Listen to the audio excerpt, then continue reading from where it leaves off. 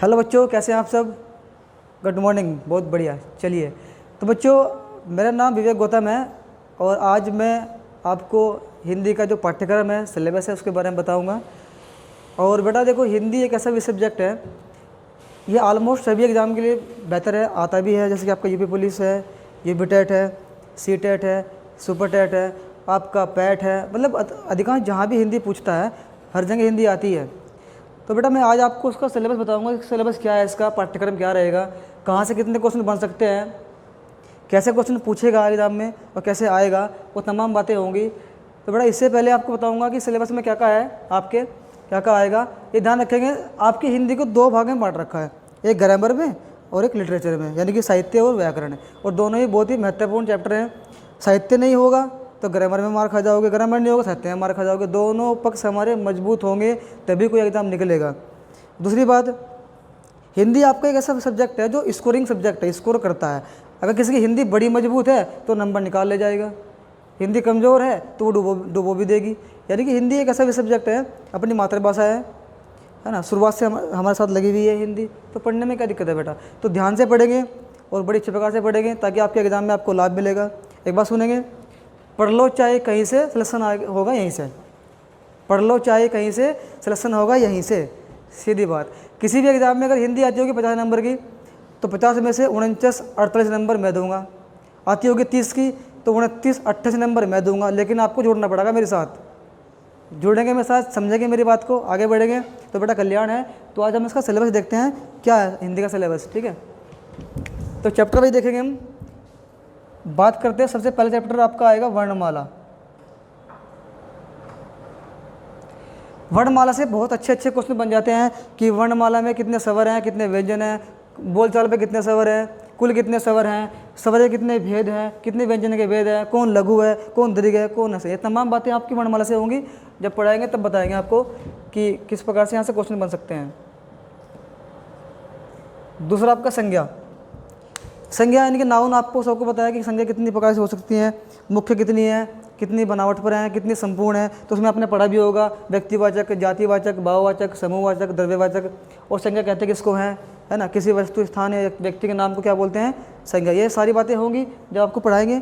अभी तो फिलहाल आपको बता रहा हूँ कि क्या इसमें पाठ्यक्रम रहेगा और क्या इसमें पढ़ेंगे आप। अगला आपका चैप्टर है सर्वनाम। सर्वनाम भी आप पढ़ेंगे, उसमें आपकी बहुत सी बातें हैं। सर्वनाम कितने हैं, कितने मुख्य हैं, कितने बनावट पर हैं, कौन कौन से हैं। आपने सुना होगा पुरुषवाचक सर्वनाम, निश्चयवाचक, अनिश्चयवाचक, प्रश्नवाचक, संबंधवाचक, निजवाचक आदि आदि। तो जब इसको पढ़ेंगे तो बेटा खोल के बताएंगे आपको किस प्रकार से इसमें आता है। चौथा है आपका विशेषण।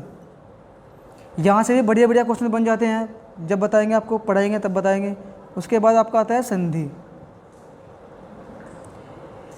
अगर मैं बात करूँ हिंदी की रीढ़ की हड्डी, तो रीढ़ की हड्डी आपकी हिंदी की संधि ही है। और संधि तब तक नहीं कर पाएंगे जब तक आपकी वर्णमाला नहीं होगी। संपूर्ण व्याकरण की जो बुनियाद है, जो रीढ़ की हड्डी है, वो आपकी वर्णमाला है। वर्णमाला में आपको वर्ण का पता लगेगा कि क्या वर्ण है, वर्ण पता लगेगा तो शब्द बनेगा, शब्द पता लगेगा तो वाक्य बनेगा, वाक्य बनेगा संधि बनेगी। संधि नहीं कर सकते आप जब तक वर्णमाला नहीं पढ़ेंगे। तो पहले वर्णमाला पढ़ेंगे, उसके बाद सब बातें अपने आप हो जाएंगी, क्योंकि पहले वर्णमाला ही आप पढ़ेंगे, ठीक है सर। आगे देखते हैं आप समास। समास भी एक बहुत महत्वपूर्ण टॉपिक है आपके एग्जाम के दृष्टिकोण से, क्योंकि समास से भी कई क्वेश्चन बन जाते हैं। कितने समास हैं, समास किसे कहते हैं, 6 होते हैं, कौन कौन से होते हैं, बताएंगे आपको जब पढ़ाएंगे, ठीक है। उसके बाद आपका आता है निपात। कुछ चैप्टर तो ऐसे आएंगे जो आपने कभी सुने भी नहीं होंगे, हिंदी के अंदर ये चैप्टर भी है, लेकिन आपको सब चैप्टर बता के चलेंगे। उसके बाद आता है आपका उपसर्ग। उसके बाद आता है आपका प्रत्यय।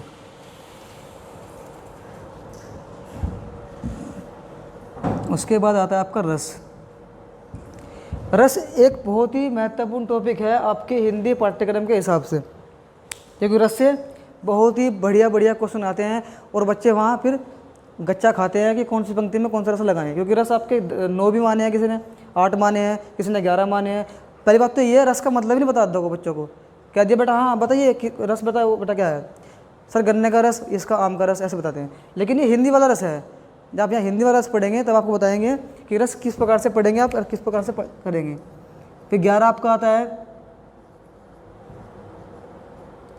छंद, छंद भी एक बहुत ही महत्वपूर्ण टॉपिक है आपके हिंदी के दृष्टिकोण से, क्योंकि छंद के अंदर बहुत अच्छी अच्छी बातें हैं, आपको जब पढ़ाएंगे तब बताएंगे। आपका आता है 12वां,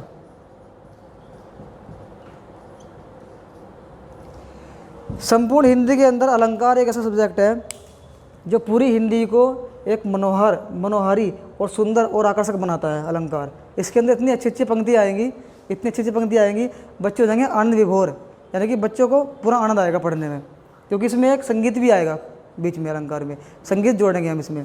मान लीजिए हमने एक बात करी, छोटी सी बता दूँ मैं आपको, एक अलंकार आपका अतिशयोक्ति, अतिशयोक्ति। तो बच्चे कभी कभी होते हैं कन्फ्यूज, सर अतिशयोक्ति क्या है, ये अलंकार का ही पार्ट है अतिशयोक्ति।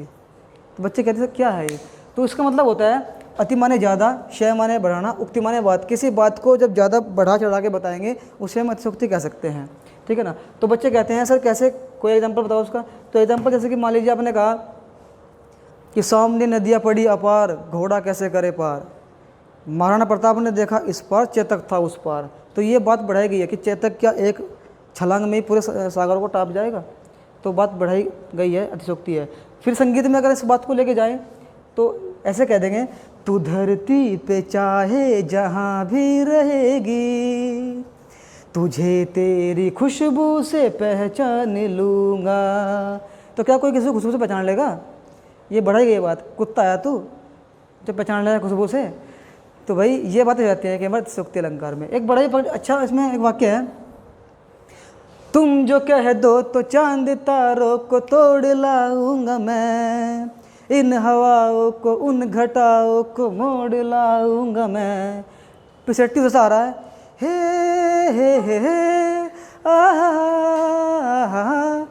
राल चल रही मुँह मत है, अब बटन खुले पड़े अगले बांधे के सेट्टी के, क्या रहा आते ही अंजलि तुम मुझे भूल जाओगी, ये होने नहीं दूंगा अंजलि तो फिर ऐसे कर रहा है। तो बेटा अलंकार का एक छोटा सा डेमो दिया है मैंने आपको, जब अलंकार पूरा पढ़ाऊंगा तो आप कहेंगे सर सबसे बड़े टॉपिक तो अलंकार ही है पूरे हिंदी में, यही पढ़ाओ दोबारा, ठीक है ना। इसके बाद देखते हैं अब 13वां क्वेश्चन, ये 13वां में क्या आएगा आपका। 13 सब्जेक्ट में आपका आएगा, आप ऐसे मान लीजिए वाक्यांश। वाक्यांश का मतलब ये होता है कि कोई इतनी बड़ी बात होगी, कि लंबी बात होगी, उस बड़ी बात को छोटा करके बोलना होगा। जैसे हमने कह दिया, जिसका जन्म बाद में हुआ था उसे क्या कहेंगे, अनुज या अग्रज। तो ये वाक्यांश वाले क्वेश्चन होते हैं, तो बताएंगे आपको इसमें। देखते हैं 14 चैप्टर क्या आ रहा है आपका, शब्द विचार। तो आज तो आपको थोड़ा सा डेमो ही दिया था अलंकार का, जब अलंकार पूरा पढ़ाऊंगा तो आप सही क्लास छोड़ देंगे। सही क्लास छोड़ने के बाद ये कहेंगे सर अलंकार ही पढ़ाओ। 13वां हम पढ़ेंगे भाई साहब वाक्यांश, और 14वां हमारा आएगा शब्द विचार, ठीक है बेटा। उसके बाद अब 15 में देखते हैं विलोम शब्द, ये भी बड़ा ही महत्वपूर्ण है आपके हिंदी के माध्यम से। 16वां आपका आएगा पर्यायवाची, पर्यायवाची, ये भी बड़ा महत्वपूर्ण टॉपिक है पर्यायवाची का, ठीक है जी। 17वां आपका आता है तत्सम, 18वां आपका आता है तद्भव, और बड़ा 19 चैप्टर में आपका रहेगा रिक्त स्थान। 20 में आपका आएगा वर्तनी। अब मैं बात करूं वर्तनी की, तो वर्तनी में कई बार शब्द दे देता है और पूछ लेता है कि सही वाला कौन सा है। यह मान लीजिए आपके सामने ये एक शब्द लिखा हुआ है उज्ज्वल, और एक ये लिखा हुआ है उज्ज्वल, तो ये है वर्तनी से सवाल, कहेगा कि कौन सा सही है। बच्चे भाई साहब आधा ये लगा के भागा, मैं उज्ज्वल ही सही है, लेकिन जहाँ 2 जे आधे होंगे वो सही होगा हिंदी के हिसाब से, तो सही हो जाएगा। तो यहाँ भी आपको बताएंगे वर्तनी से कैसे क्वेश्चन आते हैं, कैसे नहीं आते, ठीक है ना। अब 21 में देखो आप क्या आ रहा है, मुहावरे। अब मुहावरे बहुत आसान सा टॉपिक है, बहुत आसान सी बात है। पूछता है कि 9 2 11 हो जाना का मतलब क्या है, आ जाना या भाग जाना, ऐसे पूछेगा। 9 2 11 और 1 और 1 11, देखो सर कितनी बढ़िया बात है, 9 2 11 का मतलब अलग हो जाएगा, लेकिन 1 और 1 11 का अलग हो जाएगा। 1 और 1 11 का मतलब मिल जाना, और 9 2 11 का मतलब भाग जाना। तो ये चीज़ें आपको बताएंगे। 22वां चैप्टर आपका आ रहा है लोकोक्तियाँ। लोकोक्तियाँ, लोकोक्ति ये भी एक कहावतें की टाइप होती हैं, कहावतों की तरह कि भाई जिस तरह कह दिया बैल मुझे मार, या खिसियानी बिल्ली खंबा नोचे, या नच न जाने आंगन टेढ़ा, ये कहावतें होती हैं। यहाँ से क्वेश्चन बन जाते हैं कि बार आपको बताएंगे जब सिलेबस पूरा पढ़ाएंगे आपको। इसके बाद ये तो आपका पूरा जो 22 चैप्टर हैं ये ग्रामर के चैप्टर हैं, व्याकरण के। लेकिन हिंदी का साहित्य आपका अलग चलता है। अब देखते हैं साहित्य के अंदर आप क्या क्या पढ़ेंगे। साहित्य के अंदर सबसे पहले आपका आ रहा है हिंदी भाषा का विकास। अब इसमें हिंदी कहाँ से आई, हिंदी शब्द कहाँ से बना, फारसी का है, अरबी का है, यूनानी का है, किसने दिया, क्या है, सब तमाम बातें होंगी इसमें विकास में, ठीक है ना। दूसरा आता है आपका काल विभाजन।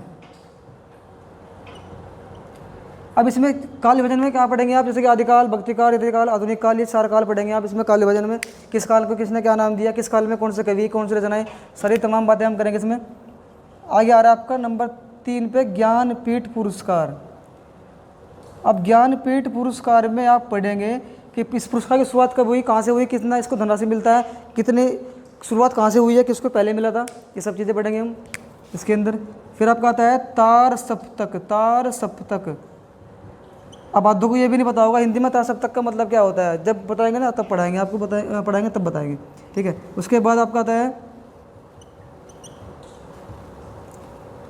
पत्रिकाएँ। पत्रिकाएँ बहुत महत्वपूर्ण टॉपिक है कि कौन सी पत्रिका कहाँ से प्रकाशित हुई, किसने लिखी, संपादक कौन था, कौन सा जिला था जहाँ से ये हुई प्रकाशित, वो पढ़ाएंगे आपको।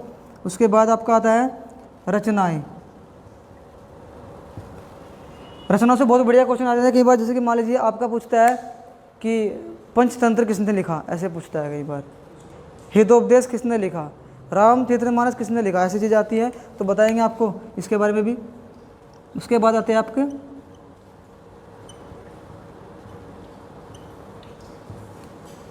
कवि उपाधियाँ। बहुत बड़ा जो चैप्टर है कि जैसे कि प्रसाद जी की उपाधि क्या है, मुंशी प्रेमचंद की उपाधि क्या है, ये सब तो बातें आपको बताएंगे इसके अंदर। और 8वां क्वेश्चन आपको बचता है पत्र प्लस अखबार।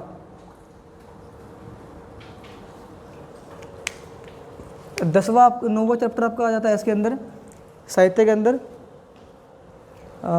आपका 10वां चैप्टर था कवि उपाधि, रचनाएं, पत्रिका, तार सप्तक, ज्ञानपीठ, काल विभाजन, हिंदी भाषा, पत्र अखबार। 10वां चैप्टर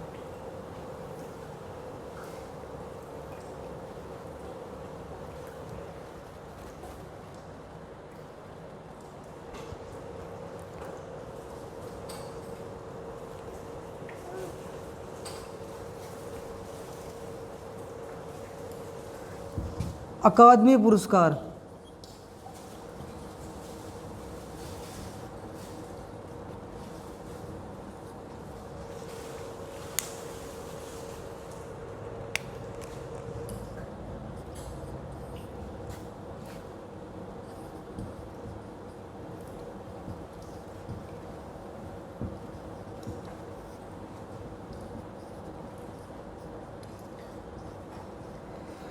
तो बेटा पत्र अखबार के बाद अकादमी पुरस्कार के बाद वेद, वेदांग और वाद विवाद भी आप पढ़ेंगे।